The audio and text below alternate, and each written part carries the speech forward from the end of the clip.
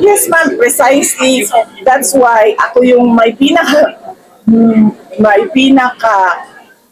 malaki at solid ang credibility to speak about political dynasties because I come from a political dynasty. So wala nang mas matindi pang expert sa political dynasty. Ako yun. So are you saying that are you campaigning against yourself? Because you also, how do you justify?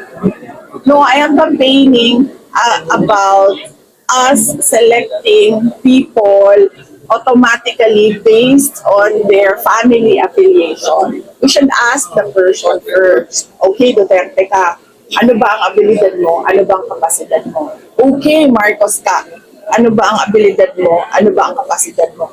Hindi automatic yon na parang tipong pag-anak, asawa, kapatid, pamangkin, automatic na.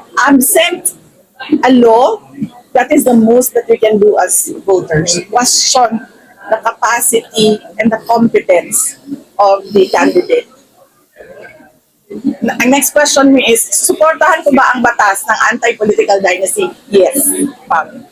Bibigyan nila ako ng pagkakataon na sumulat, ako yung susulat. Ako yung pinakamagaling sa political dynasty. Ma'am, ilang